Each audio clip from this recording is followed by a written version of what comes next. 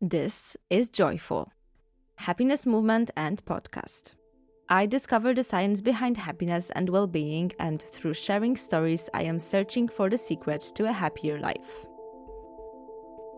You can find two types of episodes on our platforms, guest series and solo episodes. In our guest series, I will be meeting with experts who share their knowledge or experiences contributing to a better understanding of a happier life.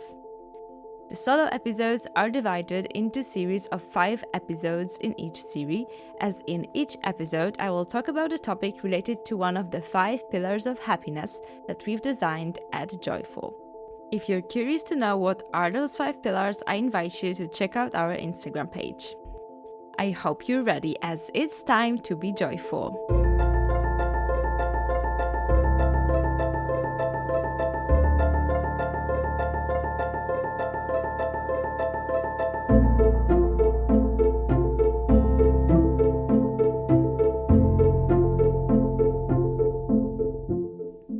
Today, I speak to Dr. Dorian Dugmore, who has a PhD in cardiovascular health and years of experience working in this field. Among his many accomplishments, he has developed one of the first programs of cardiovascular rehabilitation in the UK. All his life, he has also been closely related to sport. He was on his way to become a professional football player when, due to a misdiagnosis, he had to resign from this dream. He went on to work as a professional football coach, playing all around the world, and continued to develop his career as an expert in cardiovascular health. Today, he enlarged his activity, and apart from working solely in cardiovascular health and solely with athletes, he offers well-being programs for the CEOs in sports industry and corporate world, taking care of their mental and physical health. Dr. Dugmore's biography is fascinating, but I will stop here and let you listen to our conversation, where you will find out more about both cardiovascular health and Dr. Dugmore's story. Hello, Dorian. I'm really excited to have you here today with me, and thank you for accepting the invitation. That's my pleasure, Anastasia, and I'm looking forward to chatting to you. We're talking in a very exciting time of various sports events being held. England came second in this year's Euro 2024 as they lost to Spain in the finals. The English coach, Gareth Southgate, resigned after this defeat. Could you tell me why do you think he resigned, being so close to the victory? I think it's had 8 years of development, and I think it's changed the culture in British football at an international level.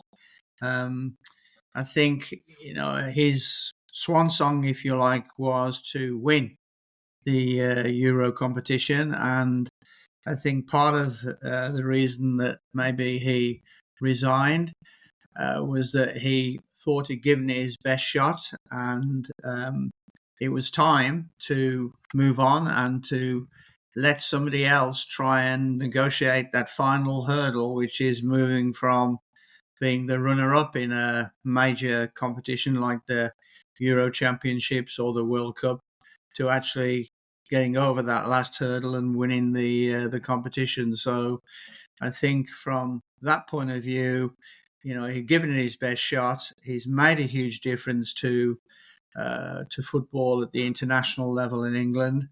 I have nothing but respect for him, and I think he, after 8 years, thought it's time for a change. It's time for a new broom, as we call it in England, to get in and try and start to change things. Yeah, being a former coach, what do you think are some of the important qualities of a coach to have in order to really lead the team well? That's a good question. I think from the experience that I had from several World Games, I think the coach must be inspirational in terms of his leadership skills. So I think that is critically important.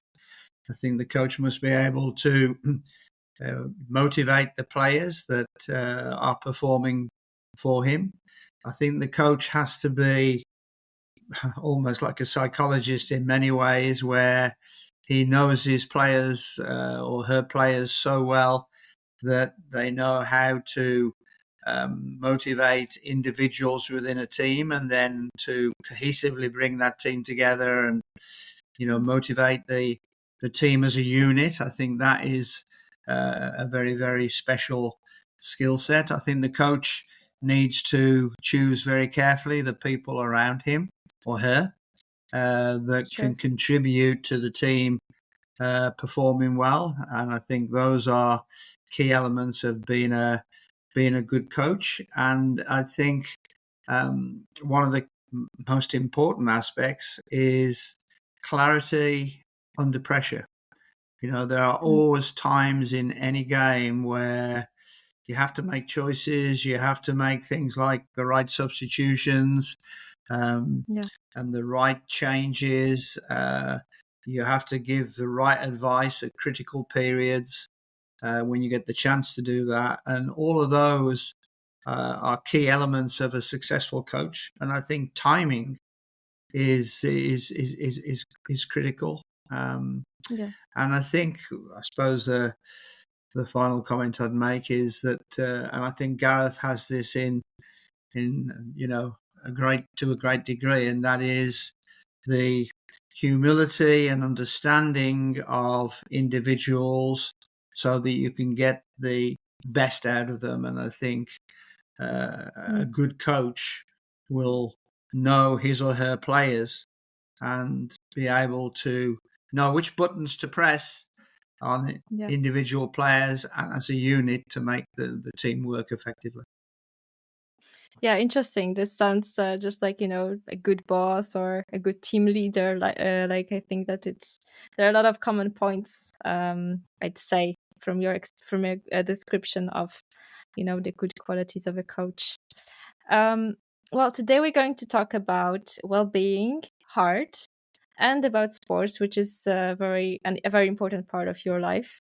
And we are talking, as I've mentioned, in a very interesting time where we had just had the Euro competition. And as we are talking, the Olympic Games are taking place in Paris.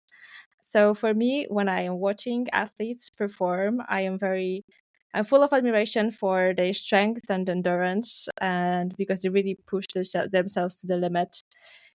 And I wonder whether this extraordinary capacity, this pushing yourself to the limit each time, and so making your organism work at its most highest possible, achieving the highest possible performance, whether this has any impact on the subjective well-being of the sport people, of the athletes. So I would like to ask you, as an expert and a former athlete yourself, do you think that there is any direct link between cardiovascular health and the subjective well-being? Yeah, I think there's a huge link between cardiovascular health and subjective well-being for sure. I mean, your heart is the center of your energy. It's the thing that supports your circulation around the body. It helps transfer oxygen rich blood to all of the muscles that are working in any performance, and so it's got a pivotal role in influencing the performance of the athlete. But then it's also got a pivotal role in protecting the health and well-being of an individual at any age, really. And of course, as we age, then looking after your heart and looking after your circulation, and you can't divorce your heart from your lungs, they're both connected. So cardiorespiratory health, heart and lung health, is very, very important indeed. And looking after it for a lifetime is one of the key tickets to a long and healthy life. Heart is not, we all know that heart is a physical organ that exists in our body, but interestingly, heart has also a very big role in our culture, right? We very often think that, say that we think with our heart versus with our head, that our emotions and feelings, they are the matters of the heart. Could you tell me, why do you think that heart plays such an important role in our culture? Yeah, well, I think the heart is very often the center of emotions, and it can influence the behavior of you know athletes, of executives, of employees, right across the board. There's a center in California called the Heart Math Center that they suggest that the heart can send up to 80% more messages back to the brain than the other way around. So the heart, according to the Heart Math Center, has its own brain, its own nucleus, its own specialized cells in the way that they're structured. And so a lot of emotions will generate from the heart and influence the actions of your and of your behavior. If your heart is um, related to your emotions, you can produce via the heart or stimulate via the heart the production of certain hormones and certain chemistries in the body that will react to a situation. So, if you're stressed, for example, then the heart can link with things like the suprarenal glands on top of your kidneys to encourage the production of adrenaline and cortisol. And adrenaline fires up your heart rate, speeds it up, it increases your blood pressure, it prepares you for fight or flight. Cortisol, on the other hand, has a similar effect, but that, if it's too high, can affect your ability to fight off infections and if you like, the efficiency and effectiveness of your white blood cells to fight off things like viruses. So all of those things can generate from one side of I call it the emotional landscape. On the other side, if you're in a great place and you're in a happy place, then very often the chemistry of your body can operate in a different way. You can produce a thing called endorphins. Endorphins, things like oxytocin, the love chemical, things like dopamine, the really feel good chemical that puts you on a high. Another one called DHEA, the anti aging substance in your body. And all of those things can have a really positive effect and put you on a relaxed high. And that will Hmm. have not the opposite effect, but a beneficial effect on your heart's performance and your circulation. And so how you are emotionally can affect the chemistry of your body, which in turn can affect things like the rhythmicity of your heart. And that's why we measure things like electrocardiograms that reflect the electrical control of your heart. And they can be, that the ECG, it's called, can be influenced by the sort of chemistries I've just described to you. Yeah. So, do you think, because me coming from psychology or neuroscience, we learn that all these hormones are actually steered by our brain's activity, right? And you coming from cardiovascular health, working with heart, you think that it is the heart which is most important, which is not surprising because very often, depending on where you are, they will tell you that this is what's most important. So, could you perhaps elaborate on the role between, like maybe the communication between heart and the brain? And tell me, what do you think, which one maybe, I don't know, which one would be more important in your opinion for our emotions and emotional regulation and yeah. Yeah, I think they're both important. I mean, I think the Yeah. heart, yeah, if you like, I'm a heart specialist that spent my career looking at people's hearts. So I'm bound to say that that's a very, very important organ. But equally so, the Of course. brain is, a critical organ. I mean, one of the biggest um, areas of concern at the moment is a thing called dementia, where Yeah. the brain can almost age prematurely to a point where it's perhaps not as effective in the later years of life as it was in the earlier years of life. And you can see that when you look at the brain matrix and the the gaps between the matrix as a person ages from, let's say, from 30 to 75 to 80. Things change, like the neurons in the brain and the synaptic junctions in the brain that connect the individual nerves in the brain. Everything can tend to take a little bit longer, and that's why processing information, for example, like auditory information, can take a little bit longer. It doesn't mean to say you're not effective at doing it, but at the same time, it can have an impact as people age. So the two are working in combination.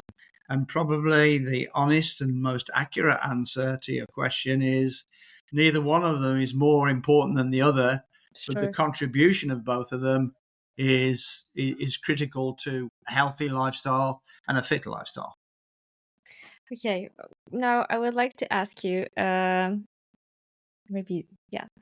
So I know that you were a former athlete. You're still very much engaged in sports. And when you were 21, you were supposed to sign a contract to be a professional football player.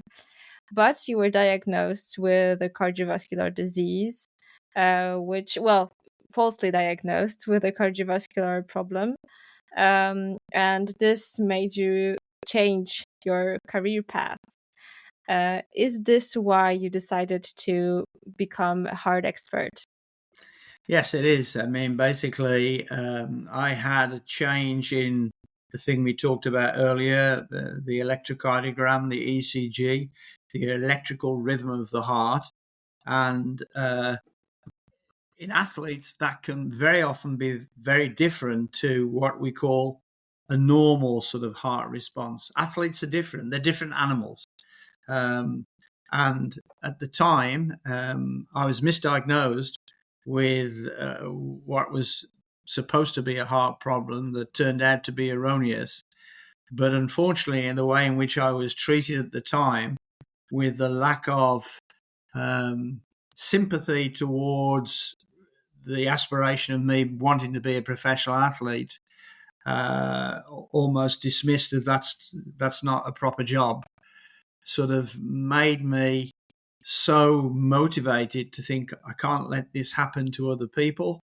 I must try and help people's hearts as much as I can. And because of the unfortunate treatment that I had at the time, that motivated me to sort of want to help people's hearts.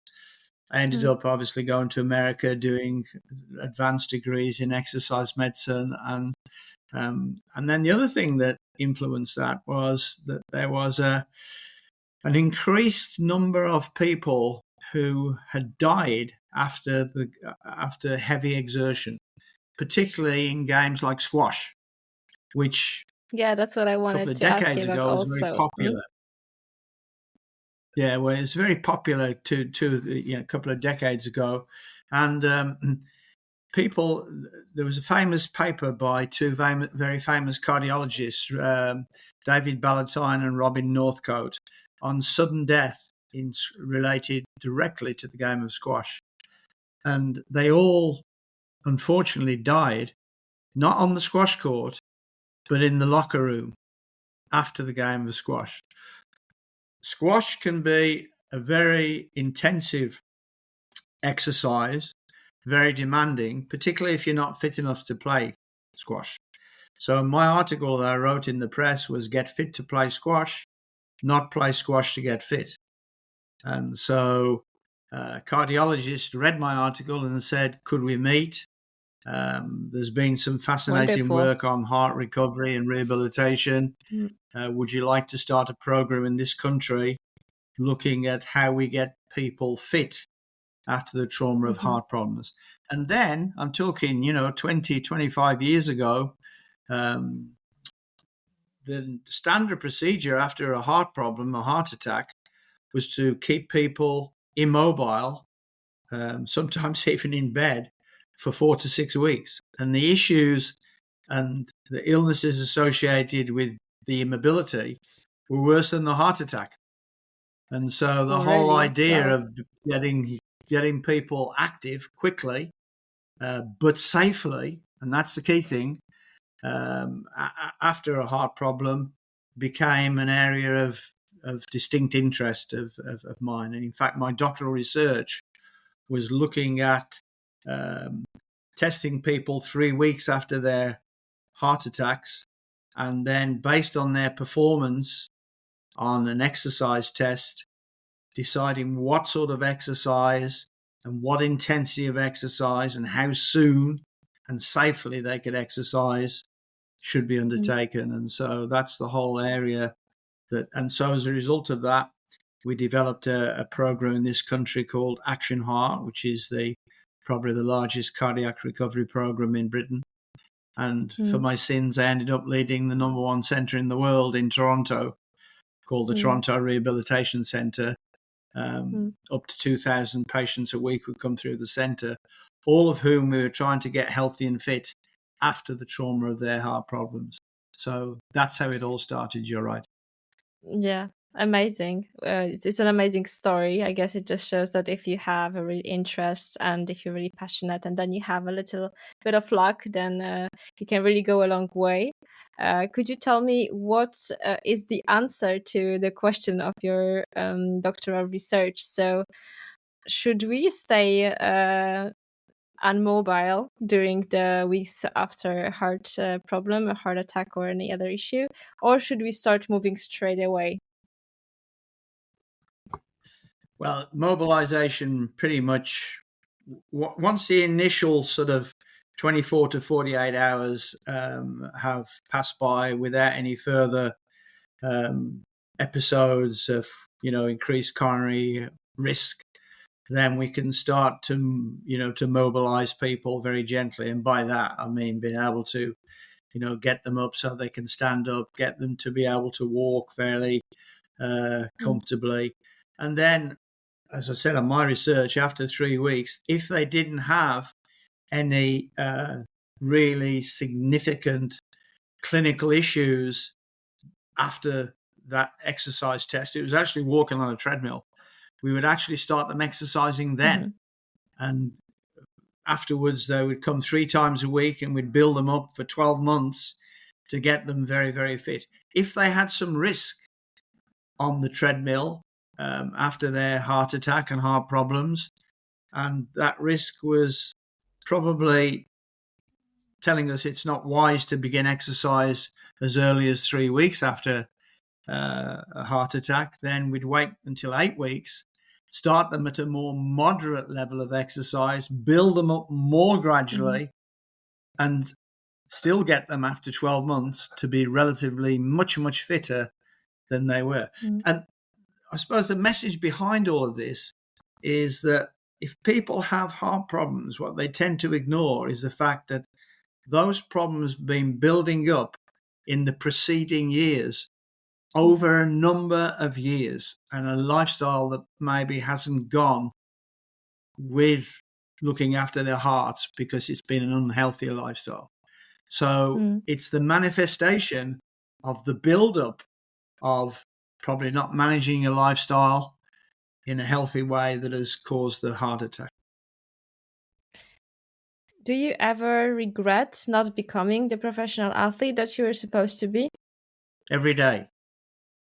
Really? What do you do with this regret? Well, I mean, I was lucky in that as a result of, what happened on that particular occasion, I still went on to play football professionally. And just as importantly, I then became a national coach for the game of football. And that was, and I was, I think, fortunately for me, I was one of the youngest ever national coaches for the world of football, which helped me then accelerate my professional development as a coach to work at international level, at world games level.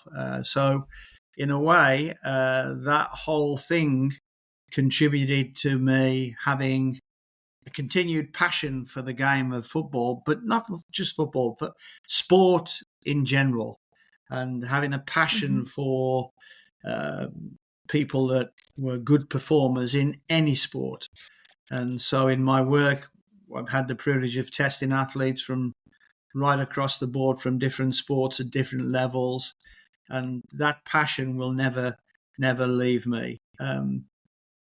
If you look at professional performers in any sport, whether football, tennis, then I'm in full admiration of the physical and mental prowess those people have to perform at those sorts of levels. I mean, if you just take recently, I know this afternoon after we've finished our podcast at 5:15 in this country, the Olympics, the gymnastics will be on, and a Yeah, I know. female I'm looking gymnast called forward to it Simone as well. Biles. Yeah, so I can't wait to. I think Simone Biles, for me, is the epitome of true professionalism and belief. And she's very, very human in that she openly announced or admitted that she'd had, they call them the twisters, I think, in gymnastics, where, she'd lost some of the confidence that maybe she had as a gymnast. But she's come back from that and she's performed again. We had another example of a swimmer in this country who did the same the other evening and was I think 2 milliseconds off a third consecutive gold medal in 3 Olympic Games as a swimmer. Adam Peaty is the name of the athlete. And his honesty and passion was, to me, great. So, yes, I love the whole ethos around high-level sport, but equally, I get as much pleasure from changing somebody who's had a heart attack who thinks it's the end of their world to end up running a marathon, which I've done for many years. And so, if you like, the two ends of the spectrum are equally satisfying. So you have the regret, but you managed to make peace with it. You managed to tell yourself that, well, it's a shame that, you're not in this position where you're a professional athlete, but you think that the job that you're doing somehow makes up for it. Yeah, I can tell you a great story. I then went on to play football at a very high level, and on one of the occasions, a former England team manager, I played for a representative side for the English Football League, and we were playing against another very well-known team. And during the game, we beat this team very easily, but I had an absolutely average game. And I came off the football field, and this international manager put his arm around me and said, "Dorian," he said, "you weren't at your greatest today." I said, no, that's absolutely right. And he laughed. He said, "No," he said, "you weren't that bad." He said, "But you've got to decide between whether you want a career in professional football and coaching, or do you want a career in cardiovascular medicine?" And at that moment in time, it was a pivotal turning point in my career. And although he was joking, they always say that in every joke, there's very often an element of some truth. And I thought, he's right. Yeah. And, I'm getting older. I've got to make a decision.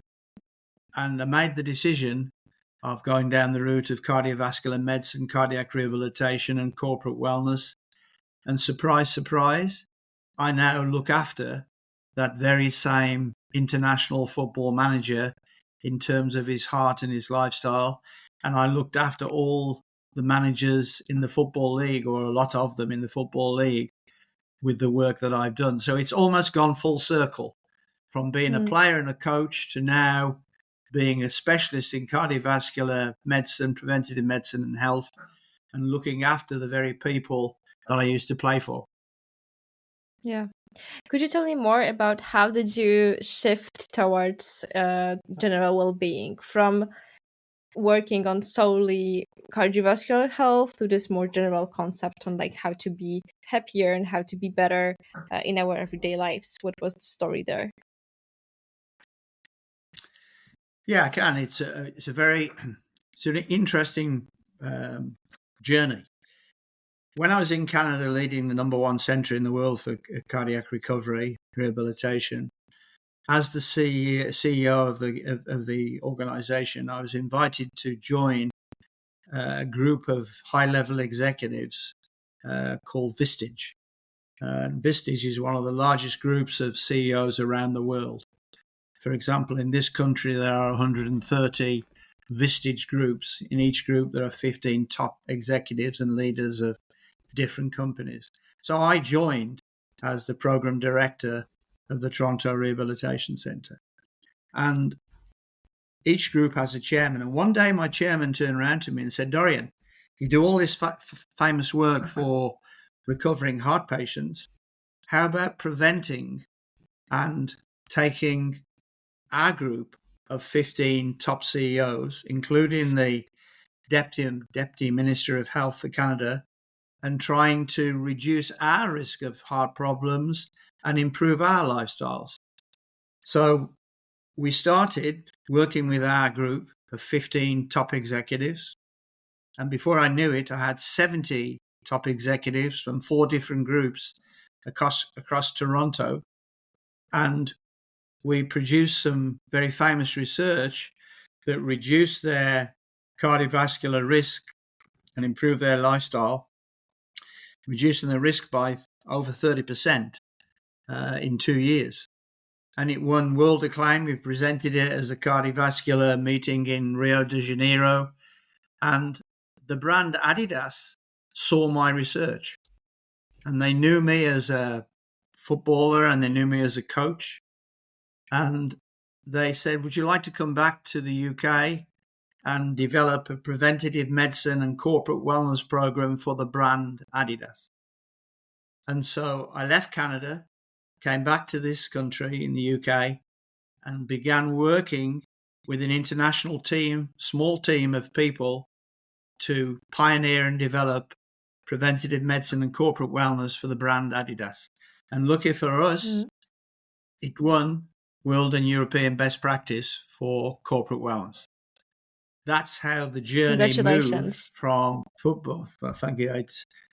It's nice of you to say that. But the most important thing was that the messages and lessons I learned from rehabilitation to prevention now had a chance of touching a wider population. And if you said to me, what's my dream?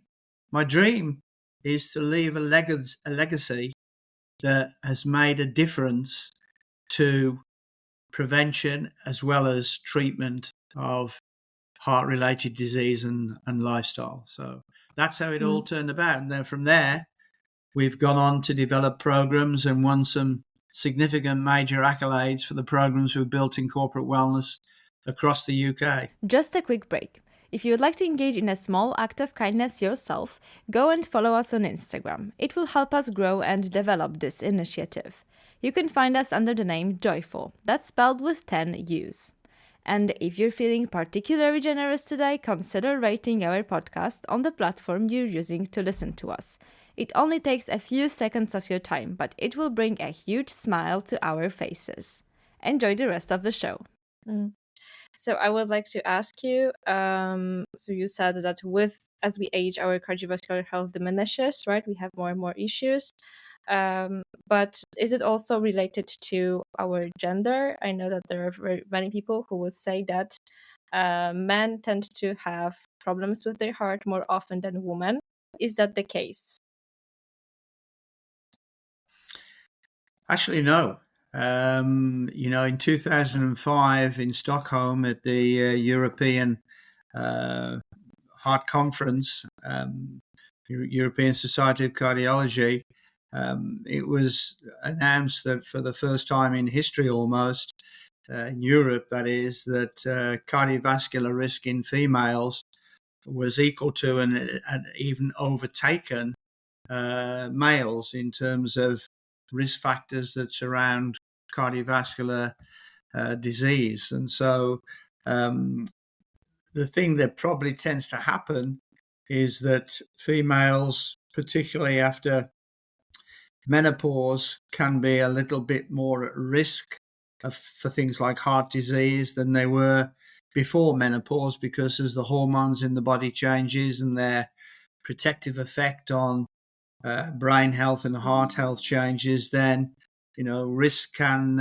increase. But I think equally, the two sexes may have some age differences in the manifestation of the risk, but the risk is certainly there. And heart disease still kills, far more women than we realize. Could you give us some statistics on heart disease? What do you consider heart disease, and how many people have some kind of problems nowadays? Well, I mean, the statistics are enormous. I mean, there are hundreds of thousands of people that have heart disease, male and female, every year. To give you specific statistics from country to country, I couldn't do that. But in sure. General terms, it's still, in comparison to cancer, is probably right up there, even at slightly greater risk than many cancers. That's the sort of level of problems associated with heart disease. And of course, could you tell me perhaps what do you classify as heart disease? Because there are probably many different kinds. So when you say heart disease, what exactly could you mean? Probably cardiovascular disease is a better term, because you can have problems with the heart itself. And to classify heart disease, I suppose the number one killer is coronary artery disease. And the coronary arteries, there are three to five major branches of those coronary arteries that sit in your myocardium, in your heart muscle. And the bottom line is they're a quarter of an inch in diameter. So a very, very small tube, and emanating from those small tubes, the main coronary arteries, is a microcirculation. And that microcirculation linked to the main arteries is the thing that keeps the heart muscle itself healthy. And so that is the easiest way to sort of explain it. It's like having what we call in this country A roads and B roads. The A roads are the main roads, like the motorways, and the B roads are the smaller roads. And a healthy heart will have good passageway through the A roads and a well-developed set of B roads. And of course, that's one of the major advantages of exercise, because regular moderate exercise over the years will keep the avenues of those A roads open and help to generate and produce more B roads. It's called collateral circulation. Why is that important? Well, if one of those A roads becomes blocked, but you've got lots of B roads surrounding it, you still may have a passageway for the oxygen-rich blood to travel to the heart muscle and keep it alive. Whereas if the blockage is severe and you haven't got that good supportive microcirculation, then the results can be more devastating, really. So that's the major type of heart disease we're talking about. But then linked with that, there are other related diseases like high blood pressure. And high blood pressure is constriction of the vessels that carry blood around the body. And as they become tighter and more confined, then the pressure that the heart needs to pump blood around the body increases. And that in itself can damage the vessels that carry the blood. And that's what can often lead to heart problems, stroke problems, renal failure, all sorts of issues. So there are a number of different facets relating to the heart's performance. And then, of course, the heart's controlled electrically. And so down the center of the heart in the septum, you've got, it's like a telephone system that helps the heart conduct its contraction and relaxation. And if the electrics controlling the heart go wrong, then the rhythm of the heart can change. And if the rhythm of the heart changes and becomes too rapid or isn't working effectively, that can lead to major problems of the heart functioning effectively. So there are a number of different issues and factors that surround the heart to influence its performance. Thank you Was that for too this thorough complicated to explanation. answer? No, I think it's fine. Like, I really like this kind of stuff. So for me, it's a good level of complicated. Then I wonder. So okay, so we have all these kinds of heart disease which are very prevalent in our society. What are the reasons for heart problems being so common nowadays? It's down to, they're called risk factors, and it's down to Yes. a plethora of different factors. Probably 80% of them are lifestyle factors that Sure. influence the development of heart disease, respiratory disease, and in fact, many cancers. There's many of the risk factors associated with heart disease that are equally associated with many cancers. So what are those risk factors? Well, the one that jumps straight out is high cholesterol. And cholesterol is a fatty, waxy substance, 80% of which we produce in the liver. Because in a contradictory way, our body needs cholesterol. Our body, it helps to line the nerves. It's a contributor to building our cellular function in our body. In certain situations, it could even be a combustible form of supplying some energy. But too much of it furs up and silts up the circulation. And of course, if that happens in the coronary arteries, it's the disease is called atherosclerosis, which is a very rich sounding name, and the circulation becomes blocked and compromised, which then leads to the heart having a problem receiving enough oxygen in certain parts of it, which leads to a heart attack. If it happens in the brain, it leads to a stroke. Sure. So what can we do to stop having problems? If you want to prevent having heart issues, heart disease, if you want to take care of our cholesterol and so on, what are some preventive measures that you would recommend for people to take? It's a really good question. I could write a book on trying to answer all the factors, but Yeah. I suppose a lot of the things in preventative measures that we need to really take note of. The first one I would say is know your key health markers or your key health numbers. So particularly as we get older in decades, beyond our sort of late teens, early 20s, then, and even before then, it's important to know the key numbers like your blood cholesterol, and it's got 5 subfractions of numbers you should know. It's important to know your blood pressure. It's important to know your blood sugars. It's equally important to know your body composition and your percentage of what we call lean muscle with adipose tissue, adiposity, more fatty constituents in the body. It's important to make sure they don't increase too rapidly, so that can cause a risk factor. And then you can put all those risk factors together. It's important to know things like your oxygen saturation, how much oxygen is in your blood, linked to a thing called hemoglobin, which is the thing that carries oxygen around the body. So by putting all those key numbers together and having a profile, then ideally, as we age in decades, we like to keep your risk below 10%. But what tends to happen in decades, certainly in the 40s, 50s, 60s, 70s, that risk creeps up over 10%, and your likelihood of having a heart-related problem increases accordingly. So those are the sorts of things that you need to do. What else should you do? Look at what you eat.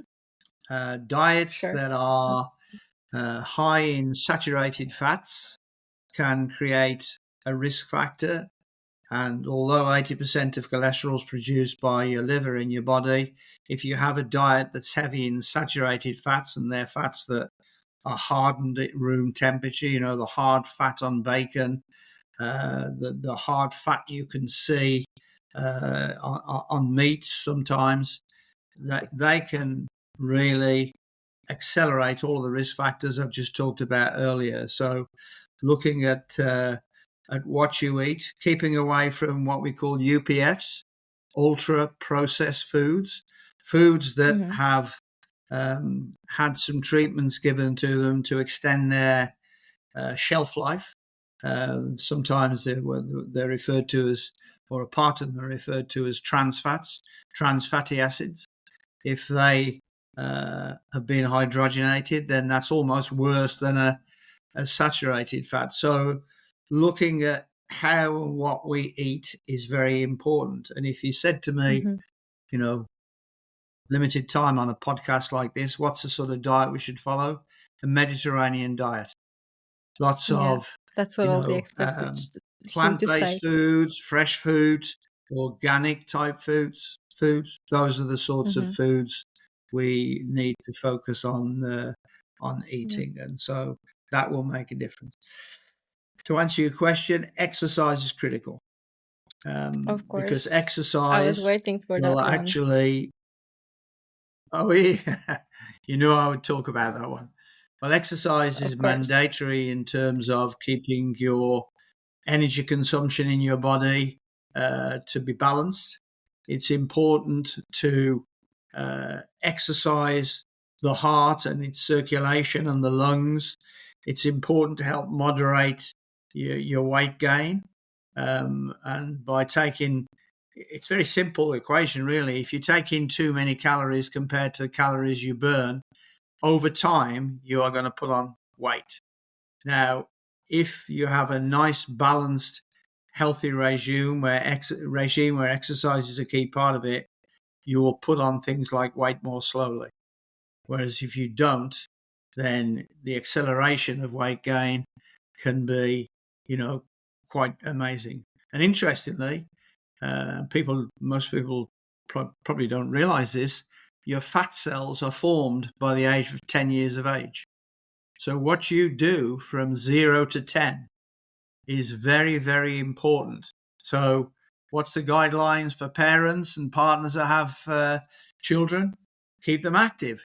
Give them a variety of physical activities so that they, really enjoy the beauty and the health associated with regular physical activity. Yeah, it's also probably about the habit to have this healthy habit and just being used to practicing physical activity. I've worked with a company that linked to the Mayo Clinic, which is one of the major clinics in the world for preventative medicine. And one of the companies called 24 Life, the company that promote a lot of the efforts in the corporate world, have a very nice component of their education called the 7 most effective habits of really healthy people.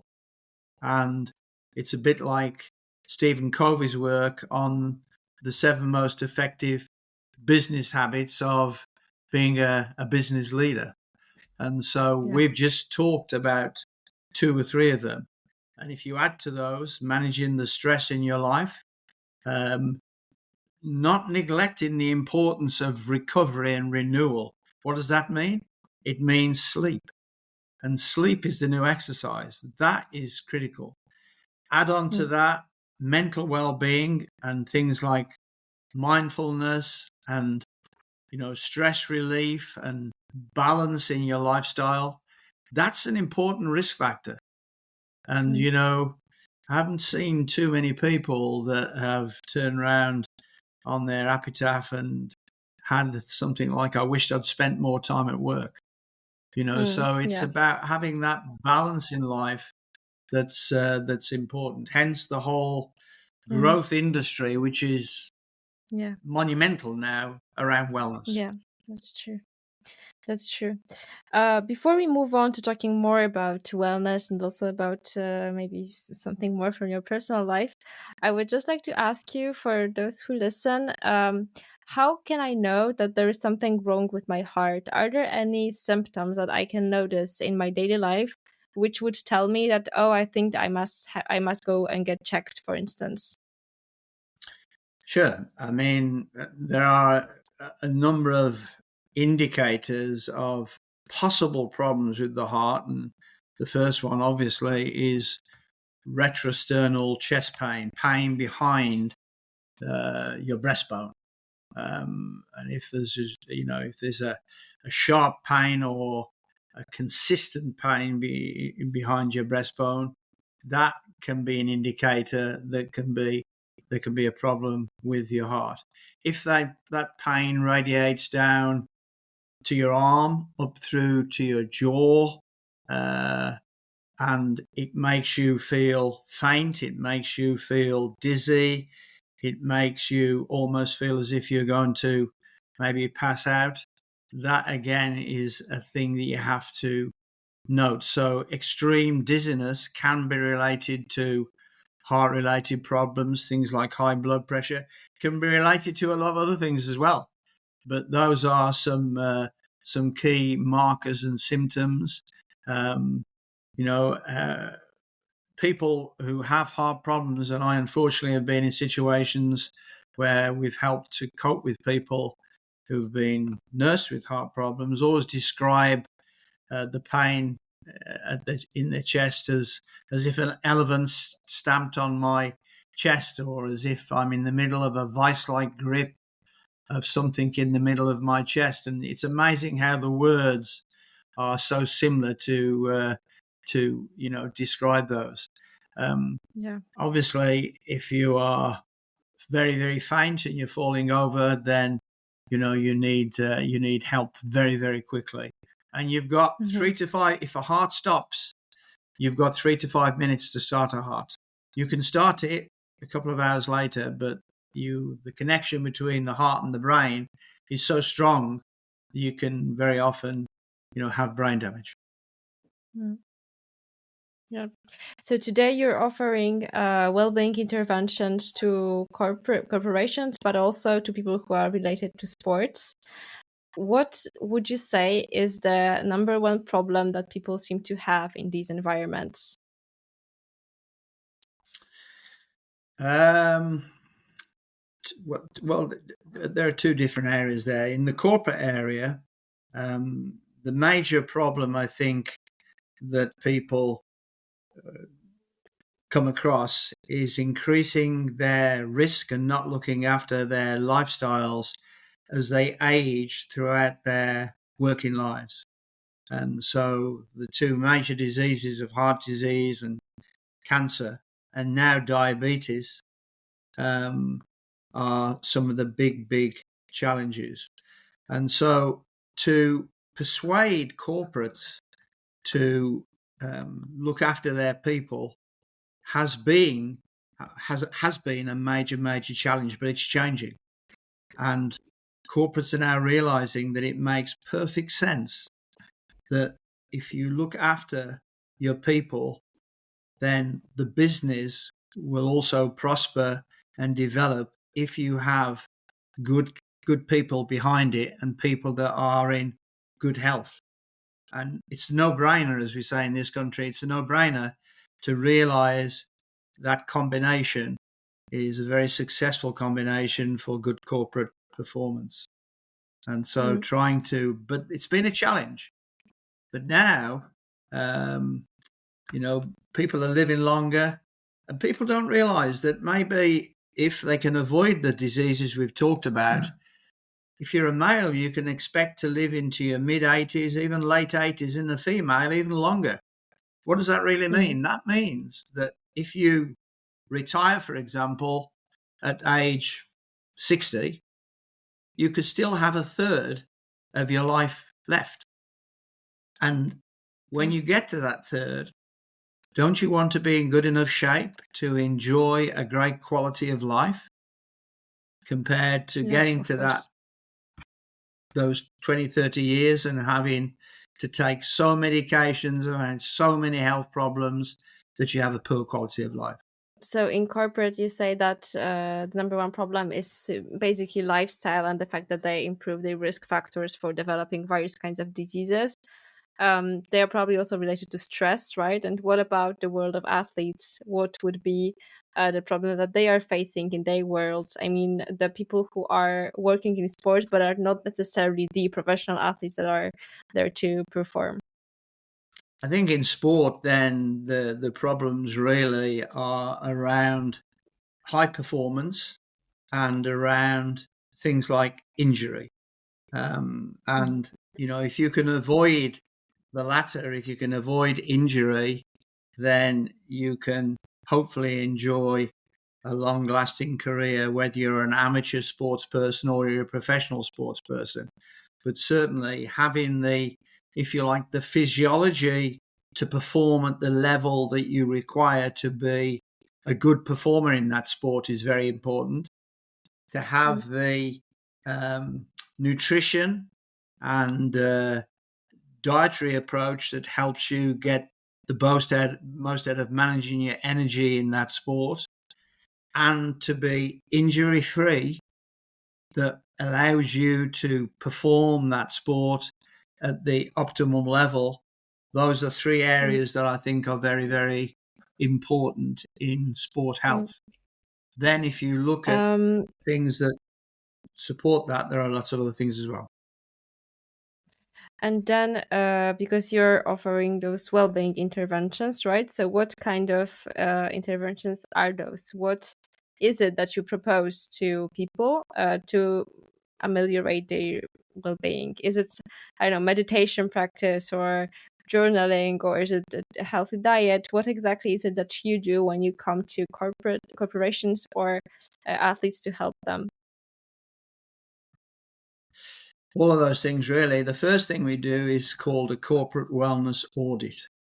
And how can I give you? The best example is if you're going to buy a company, you wouldn't consider, if you're a business person, buying that company unless you did your due diligence on the company and how the company's been performing. It's the same with your own personal wellness.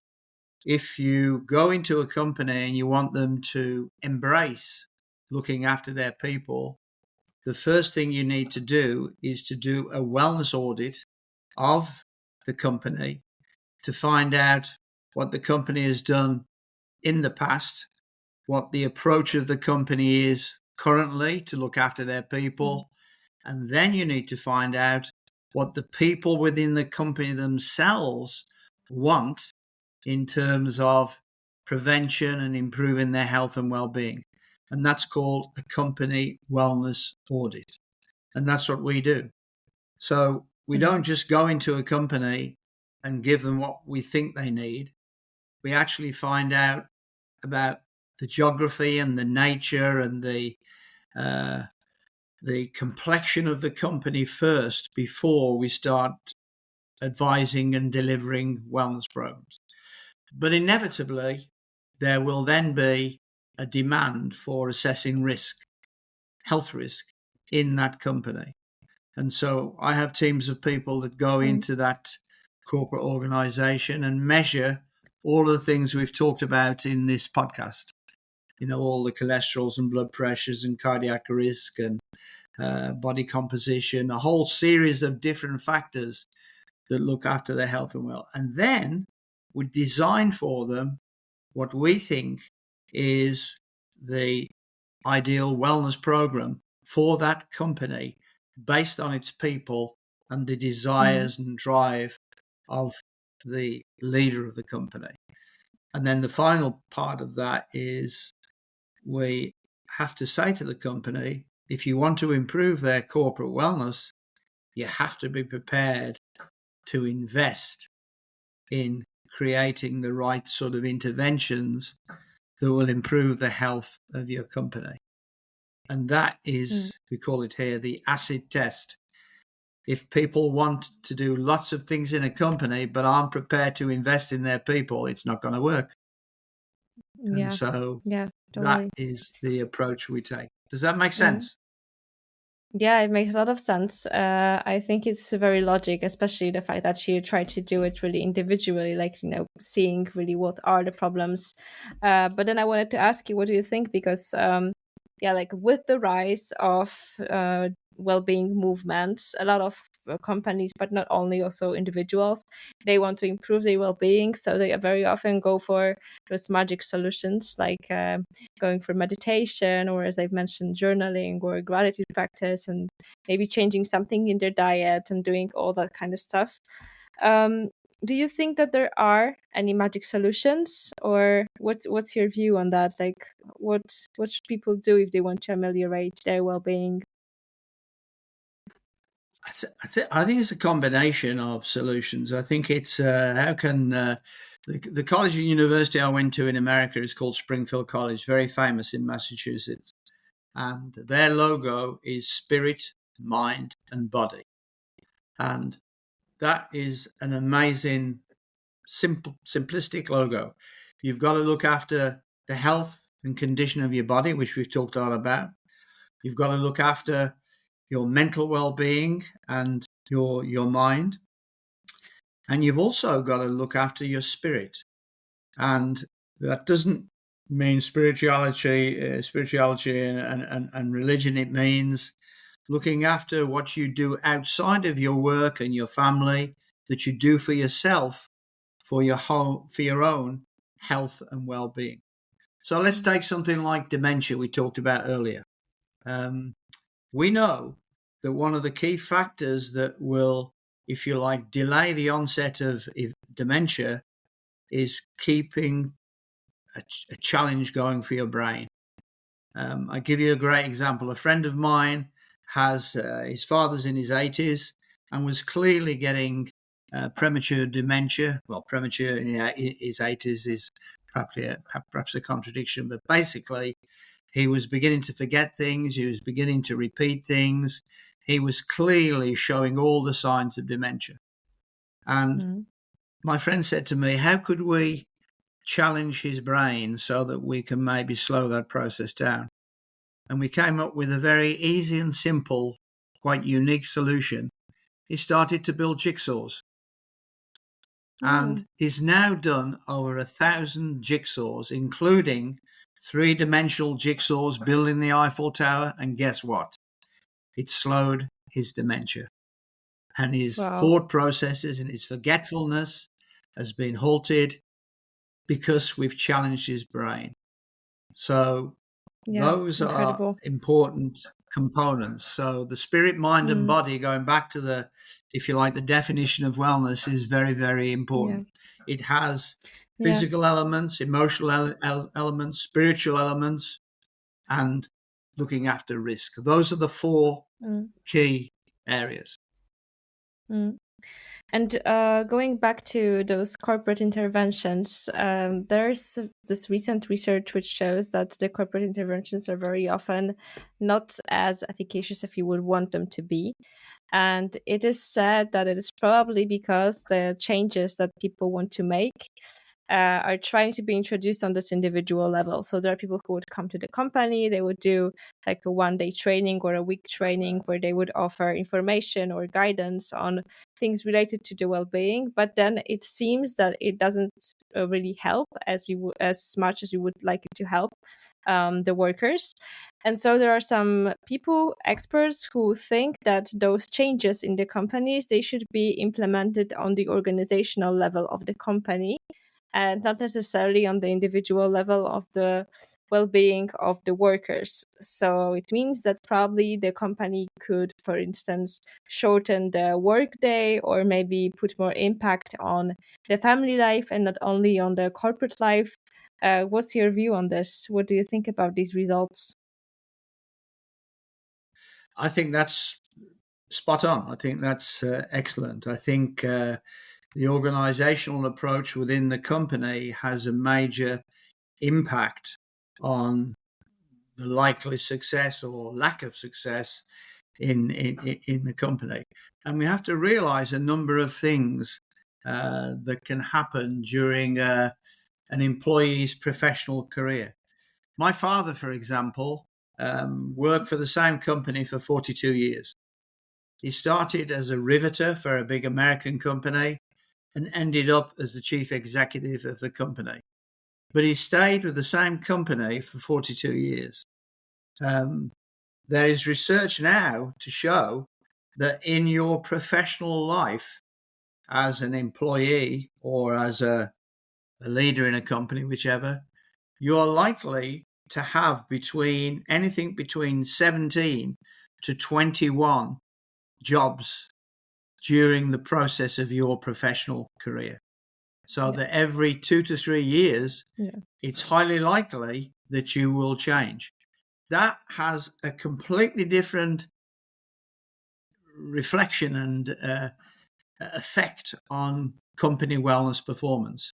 So whatever you offer as an intervention for wellness has to be given in such a way that they will take the messages and the experiences they've had from that intervention onto other companies and other parts of their professional career.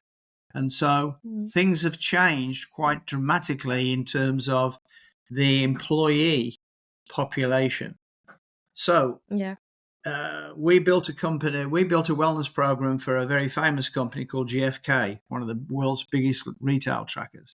Their CEO turned around to me and said, look, we've got some talented people that work for our company.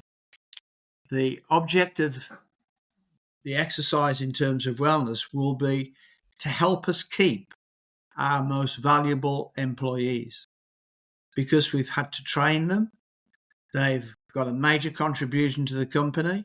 If they leave prematurely, then we've got to replace them, which is a cost. We've got to retrain other people, which is a cost. And in the interim, we've got to get some other people to substitute and cover that part of the work, which is a cost. So doesn't it make more sense to keep the people that are good people and make them want to stay because they really enjoy working for the company?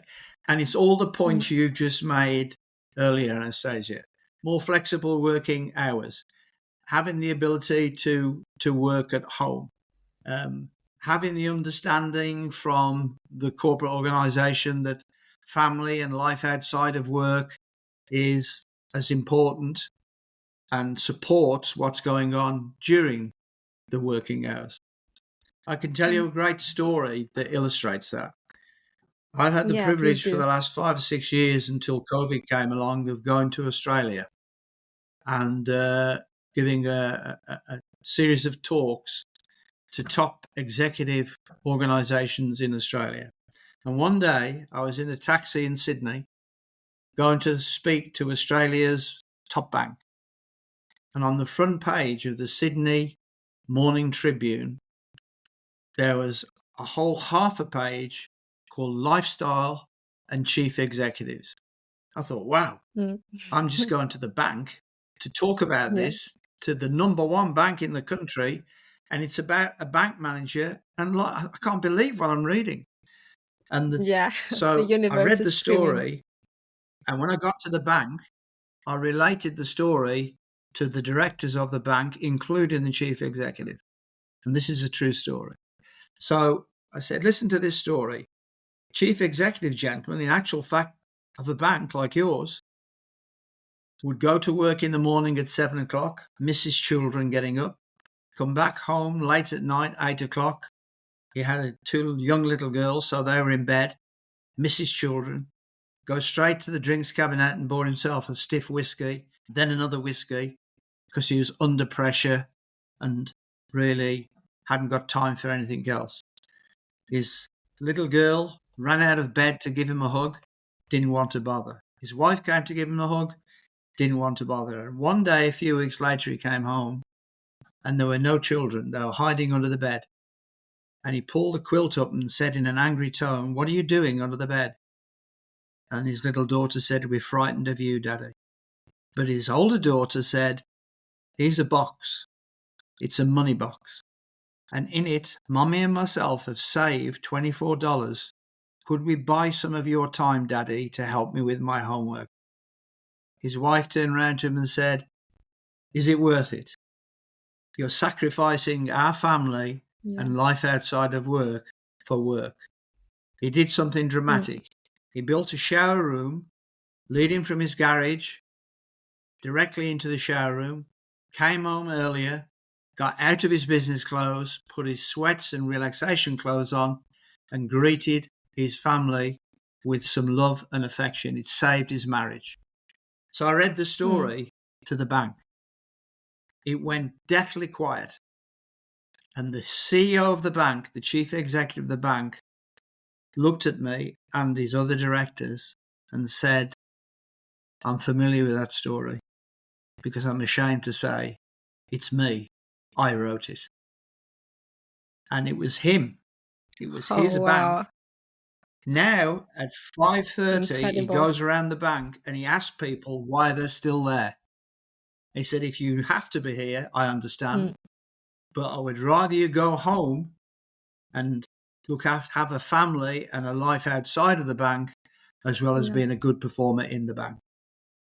Isn't that an amazing story? Wow, I still have the newspaper. Yeah, I have goosebumps. Yeah. No, it's amazing. Amazing. I hope that there are more CEOs and chief executives like this. We certainly need this kind of people.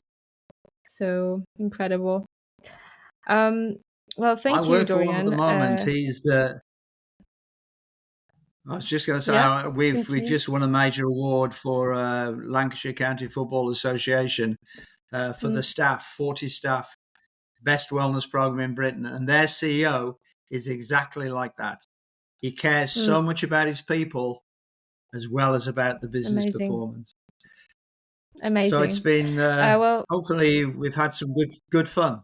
Yeah, a lot of good fun, and I want to thank you for everything that you've said here, for everything that you've shared. I just have two last questions that I wanted to ask you, which I will be asking all of our guests on this podcast. The question number one is, what is happiness to you? What is happiness to me? Happiness to me is around many of the concepts we've talked about in this podcast, and it's about balance. So happiness to me is about balancing my professional aspirations with my own life outside of work and those professional aspirations. That gives me the balance between enjoying the fruits of my success, but spending time with the people that I want to spend time with to maximize the potential for that enjoyment. So happiness is about the right balance between spirit, mind, and body. That to me is happiness. And the currency of happiness for me is being healthy enough to appreciate and enjoy every moment. Well, it's a perfect definition, I think. And the second question I wanted to ask you at the end of our conversation is, do you believe that one person can change the world? If yes, how? And if not, why not? That's a really good question to finish the podcast with. Do I believe one person can change the world? I suppose I would have to answer yes to that question. And why? Look at what Nelson Mandela did in Africa. And he was in prison for 15 or 16 years. And one would think those were going to be vacant years where he couldn't impact on anything. Yet he came out and he changed almost an entire continent by his beliefs, his humility, and his forgiveness. And that's a key, his forgiveness to what had gone before to impact on what could be achieved later. So for me, do I believe one person can change the world? Yes, I do. But I think probably it would need a number of inspirational people like the Mandelas of this world to produce the change that the world needs at the moment with all the challenges and conflicts that are going on. Yeah. Well, thank you very much, Dorian. It was a real pleasure having you here today. Well, thank you very much, Anastasia, and you're a lovely host, and you're certainly challenging in terms of some of the issues and things you bring up, which are very, very important to health and well-being. So it's been a pleasure working with you, and hopefully it's not the last time. Yeah, I hope so too. And I will see you back soon at Joyful. Cheers!